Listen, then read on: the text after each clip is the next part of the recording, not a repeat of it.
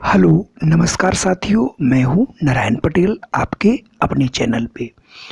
आज हम कुछ ऐसे प्रश्न यहाँ पर आप लोगों के सामने रखेंगे जो इस समय निरीक्षण हो रहे हैं, जिनमें लखनऊ की टीम हो या फिर बीएसए साहब के द्वारा पूछे जा रहे हो या फिर डाइट प्राचार्य के द्वारा पूछे जाते हैं या फिर डिस्ट्रिक्ट कोऑर्डिनेटर के द्वारा पूछे जा रहे हैं। यानी जो भी आ रहा है उसमें से कुछ न कुछ ऐसे प्रश्न वो जरूर पूछते हैं जो प्रश्न आपके प्रेरणा से संबंधित हैं या फिर निष्ठा ट्रेनिंग से।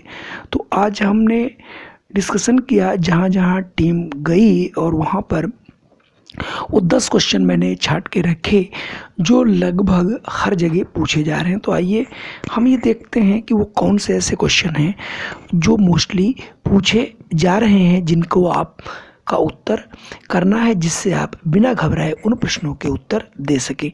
जो बड़ा अधिकारी है वो उतना सरल प्रश्न पूछ रहा है। तो देखिए, पहला प्रश्न आपके सामने आ चुका है।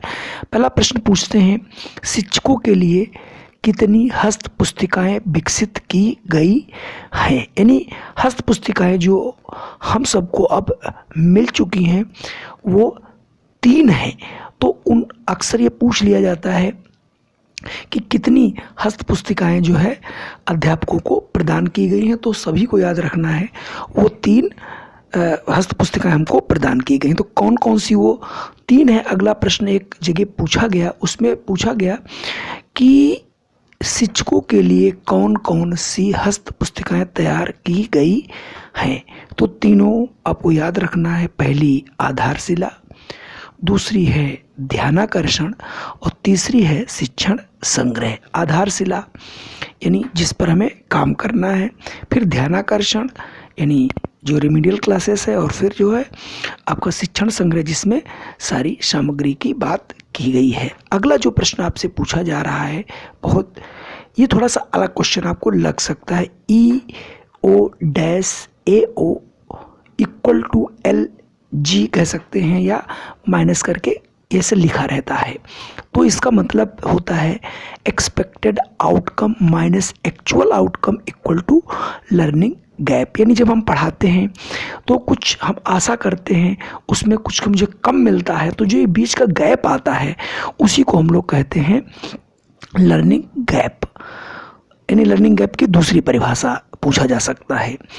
ध्यानाकर्षण के लिए प्रतिदिन कितने समय निर्धारित किया गया है, ये प्रश्न भी पूछा गया है। यानी ध्यानाकर्षण जो क्लास लगेगी तो सबसे पहला जो पीरियड होगा, जो सबसे पहला हमारा घंटा होगा, प्रथम कालांश जो है वो 40 मिनट की लगेगी। कहने का ये मतलब है कि ध्यानाकर्षण के अंतर्गत जो हमारा पहला पीरियड है, जो हमारा पहला कालांश है, वो 40 मिनट का पीरियड होगा।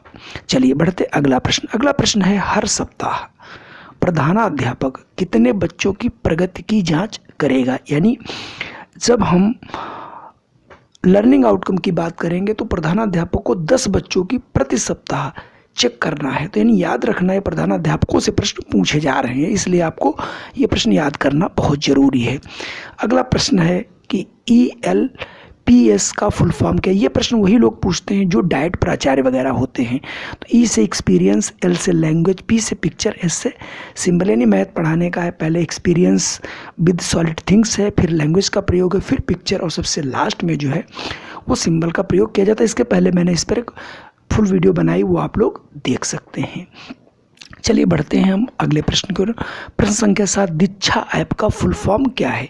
क्योंकि सारी ट्रेनिंग हमारी दीक्षा पे हो रही हैं, तो दीक्षा का है digital infrastructure for knowledge sharing. ठीक है, तो चूँकि दीक्षा ऐप पर इस समय 18 ट्रेनिंग्स जो हैं चल रही हैं, वो सभी को करनी है, और अभी तक 6 का लिंक आ चुका है जिन्हें आप लोग कर रहे होंगे।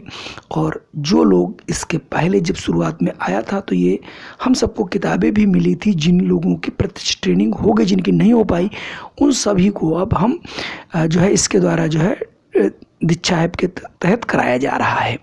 चलिए अब बात करते हैं प्रश्न संख्या 8, कक्षा 1 में गणित का प्रेरणा लक्ष्य क्या है। यानी कक्षा 1 में कुछ संख्याओं का एक समूह दिया गया होगा और उस समूह से 5 संख्याओं की पहचान करना रहेगा। तो यहाँ पर कक्षा 1, 2, 3, 4 और 5 की गणित और भाषा की सभी को जो है प्रेरणा लक्ष्य याद होने चाहिए। इस पर कभी न कभी कोई न कोई प्रश्न अवश्य पूछा जाता है, इसलिए ये जो लक्ष्य हैं ये हम सबको बिल्कुल रट के रखना है, क्योंकि ये तो क्लास मैंने एक पूछा तो उसका मैंने उदाहरण आपको दिया, बाकी हर क्लास का रटा होना चाहिए। चलिए प्रश्न संख्या 9 जो पूछा गया उसमें पूछा गया था गतिविधियाँ कितने प्रकार की होती हैं। तो गतिविधियाँ 4 प्रकार की होती हैं। एक तो मौखिक गतिविधि, दूसरी लिखित गतिविधि, और अगली सामग्री आधारित गतिविधि, और अगली आती है आपकी ICT आधारित गतिविधि। तो ये 4 होती हैं, चारों को हमें याद रखना है, जब कोई पूछे तो मुझे बताना है। चलिए अगला प्रश्न मैं देख लेता हूँ। शिक्षण योजना एवं डायरी का उल्लेख किस मॉड्यूल में किया गया है। बहुत आसान प्रश्न था। शिक्षण संग्रह में चाहे वो डायरी हो, चाहे वो स्कूल का इंफ्रास्ट्रक्चर हो, चाहे वो हमारी स्कूल के अंदर कौन कौन से TLM है, कैसे उसे सजाया जाए, किस टाइप से स्कूल को एक नई दिशा दी जाए जिससे बच्चे जो है पढ़ने का माहौल तैयार हो सके, है ना। तो कितने मॉडल वगैरह, डायरी वगैरह सब कुछ इस शिक्षण संग्रह में दिया गया है। आशा है कि आपको ये प्रश्न जरूर पसंद आएंगे। और अब मैं विदा लेता हूँ, फिर मिलता हूँ आपको। जय हिंद, वंदे मातरम।